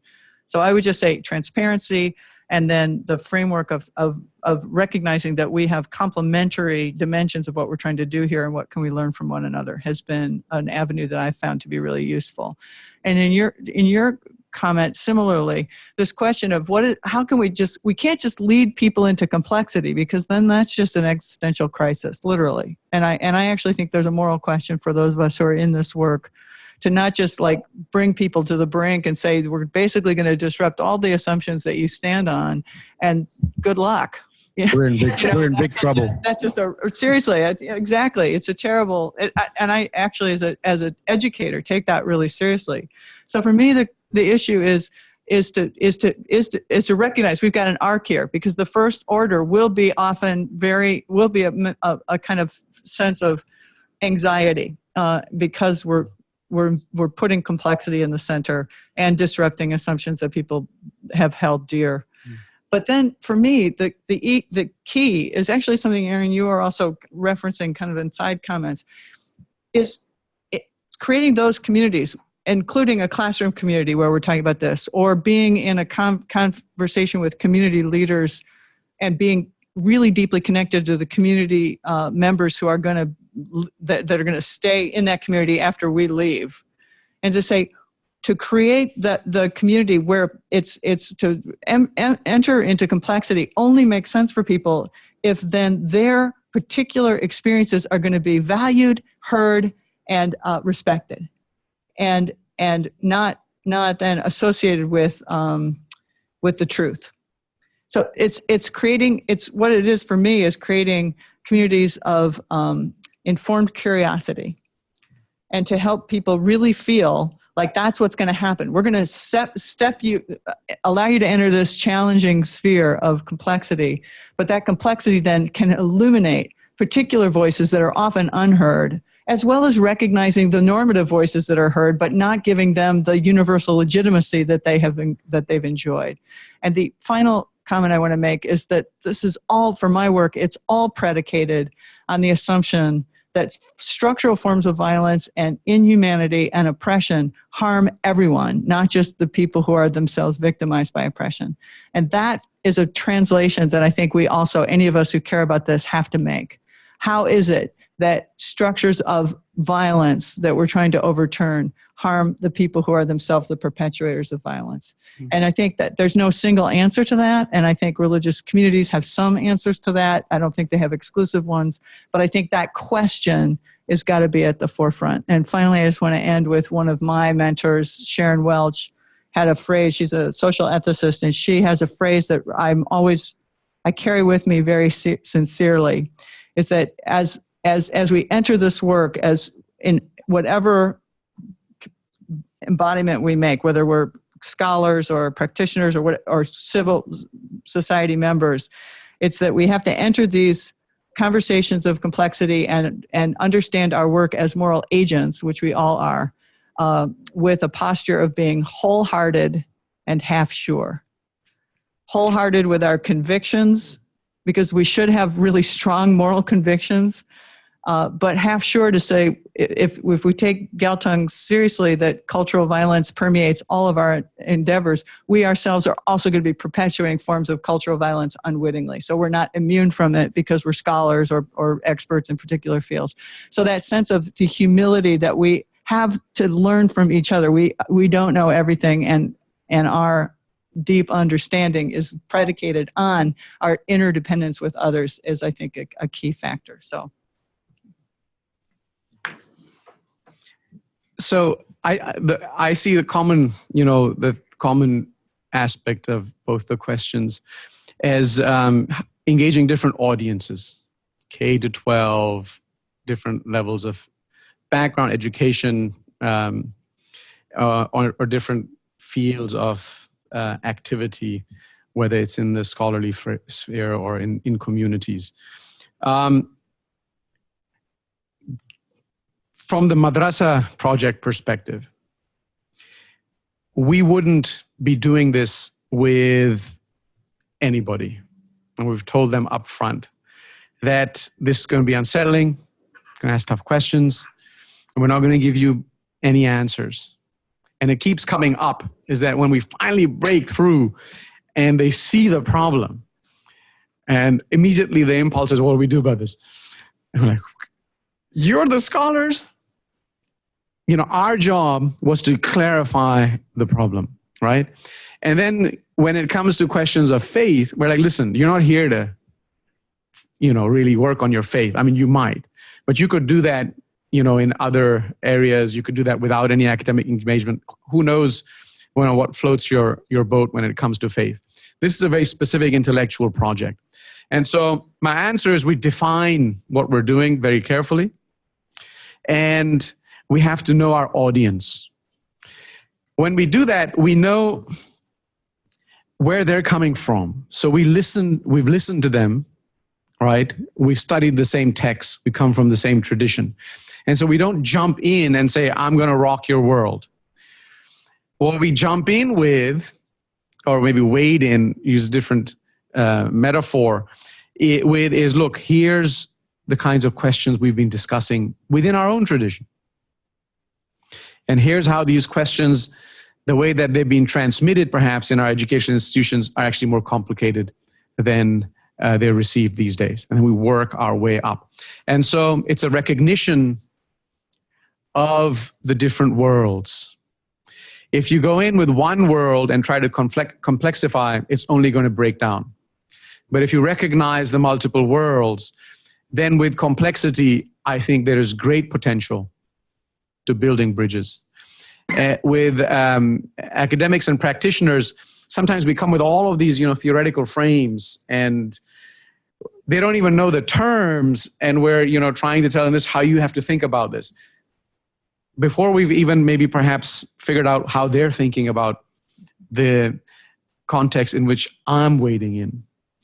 And so to use the word of the Ansari Institute, engagement involves listening and uncomfortable listening, tremendous humility on both sides. And if we can't do that, it's an uphill road. Thank you. I know Tim and Tom, and then in the back. Yeah. So let's take two. Let's start with Tim and Tom, and then we'll get you.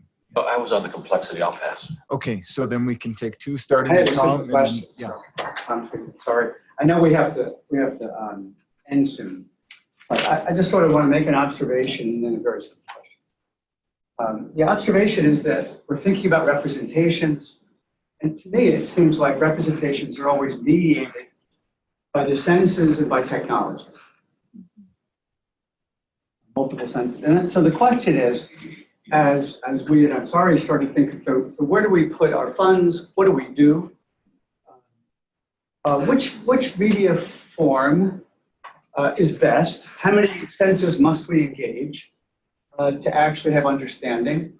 I thought the background of this, in other words, do you produce books? Is it Twitter? Should we abandon some kinds of multimedia things? Should we wait for virtual technologies? And I once, at South by Southwest, I went to talk to game designers. I think we talked about this.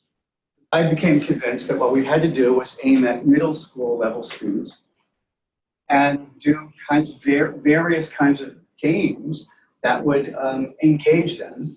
I had two versions in mind, pilgrimage versions. You can be a Muslim pilgrimage on Hajj. You can go to Rome with Catholics, or life cycle ones. You know, you have to pick somebody who's not you, and you could go through life cycle rituals with other people or something. But I think the question we haven't really talked about is, are some media better than others? And what kinds of sense, which of the senses must be engaged? I heard smells. Should we all just cook together? Should we touch each other? I don't know, I can't do that. But I'm curious about if we're trying to think forward and we're just thinking big here. So what would be the media platforms, and what would be the ways to make religious representations better? So that's a simple question. I have a question for Diane and Mahan. Both the Religious Literacy Project and the Madrasa Project, I think, are important political interventions.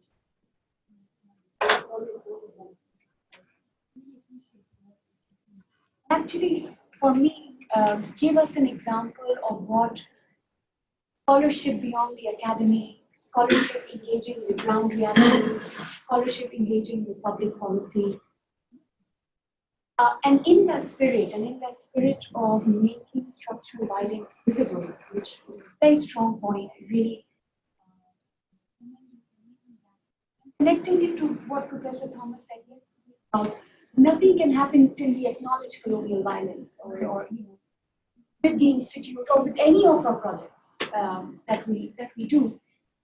A question that I'm struggling with, both politically and as a scholar, is the issue of what Dana Burt calls jihad literacy. I bring that question of jihad literacy up because it directly concerns Madrasa Project and the religious. And jihad literacy is, as you know, the imperial hubris, the political blowback of the Cold War in the 80s, where thousands of madrasas and students were created, curricula were created in the US, in Pakistan, in Egypt, in Israel. I mean, this was a huge international political intervention that, excuse my language, screwed up Pakistan particularly, but it also screwed up America. We can talk all we want about religious inheritance, but this is the reality. It's imperial hubris in which all these countries that are covered in this panel are involved. And this jihad literacy has tortured the sense of faith here, there, everywhere. It has tortured our sense of politics. It has definitely tortured. I'm from the Faculty of Education in Karachi, so like you, I have a very strong response to the other two panelists because I see the impact of political illiteracy and how, and I feel that your projects are, I'm struggling with how are we going to deal with jihad literacy, which has affected and corrupted our sense of religious literacy.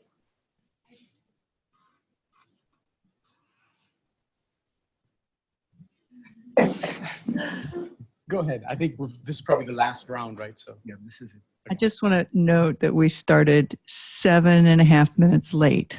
So I pay attention to these things. So I'm going to try to be as brief as possible. First of all, thank you for both questions. I think they're really relevant and key questions. I think on the question of like, give an example of intervention, like what do we do? Like what are we actually doing? The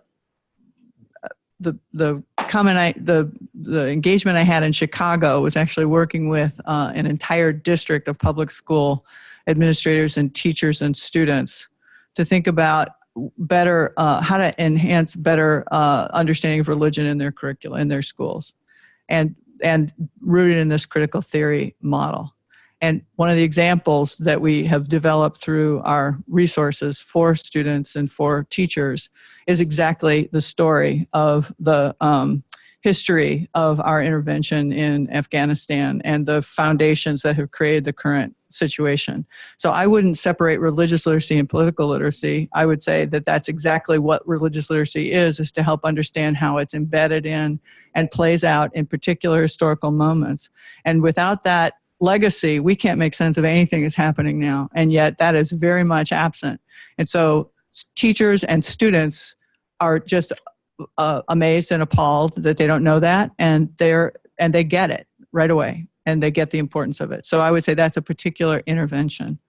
To the question of kind of where to put your money, that was what I really heard, and I really appreciate that. How do you think about your work? I would say two things, and this will not surprise you. My bias would be education. But I would say in terms of the media and the nature of senses, I think that the arts play such a critical role that we undermine and don't represent well in the academy. And it's not just that the humanities are been undermined, but I think this question of how do we, again, invoke and disrupt assumptions and evoke empathy becomes really key foundations for all of this. And the arts become a really critical intervention model for that. So I would love to see Ansari put some energy into the arts and then utilize every platform to then represent that. Do you want to go? Or sorry, I went to. Okay. So quickly on the jihad question, thank you for that. If I understood correctly, and then maybe this can continue afterwards. We did not design this to address a specific political problem, because that would be like trying to fight one political problem with another political, kind of intervention, and then there'd just be a series of political interventions from the outside. What we're trying to do is develop a conversation from within, and then let our partners, our colleagues who are our partners in that conversation, themselves develop their priorities and figure out where they want to take this politically. And we have faith that they're going to address things in favor of human dignity and flourishing of all people. So we tap into those kinds of conversations when we can. Nobody's neutral. We would like to make this a better world, right? But we're not overly prescriptive about what that will be. And so we're not, giving a fish. We're teaching them how to fish. Although we're fishing together, maybe we can say that, because then that's still, we're teaching them how to fish. On the media, real quick, for me, this is another question similar to the one of audience. So we use whatever best means we have available for whatever task we have at hand, given the resources at our disposal. And so we don't use all the senses for all activities. For some activities we do, for some we use others. So we look for what's out there, see what we can afford, and don't limit ourselves or define that, I think, in any other way other than particular to the task. I know I'm not going to get back here, so I want to say one concluding thing, because I'm not going to take it back from you. We're out of time. But I wanted to say one thing, because the fake news thing had come up. And I used it, and then Jolyon brought it up again. I've thought about this, because in some ways what I'm saying is the news about Islam it ends up being fake, so distorted that it's kind of like fake. And then, here we have President Trump, calling the news fake. And when I look at those two coming together, I'm like, well, your fake is not my fake. No, this is, this is not right. And the same with the FBI. Like, Muslim community has felt targeted, entrapped. There's been entrapment, projects. And so when Trump targets the FBI, we're like, he's like doing our institutions. But I'm like, wait a minute, I didn't like them before. So now, so I'm in this kind of interesting bind that has all kinds of analytical complexity. I don't know, how to come out of it. But what really struck me is that this idea of, I used the invisible hand, and you used invisible in structural violence as invisible. And I think the invisible hand, Adam Smith, thought maybe it was like Luke Skywalker using the Force to make things good, but it can also be Darth Vader, like slapping people around. And the invisible hand is doing a lot of structural violence. And different people are trying to express that and tap into the grievances of people for whatever ends that they have in different ways. And so I really like that. This is the task. What's going on with these invisible hands, and can we get a handle on this?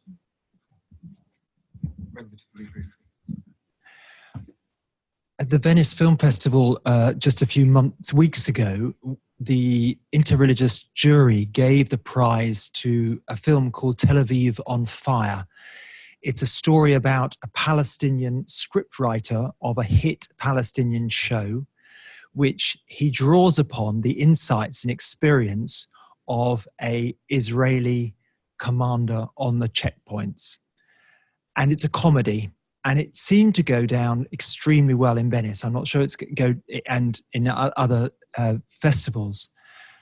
And in a way that I think begins to answer, thinking about, we haven't mentioned it, but comedy.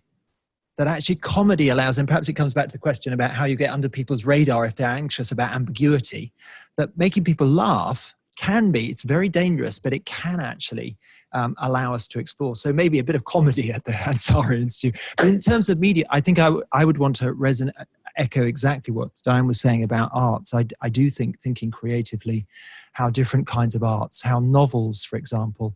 And I've been really enjoying, and I value advice on other novels that people would recommend, to allow sort of stepping into the world of Palestinians and Israelis, for example. Which authors, whether it's Amos Oz or Mornings in Jenin, I'm not suggesting that celebrating those more than others, but it's interesting that they do, if you like, cultivate empathy.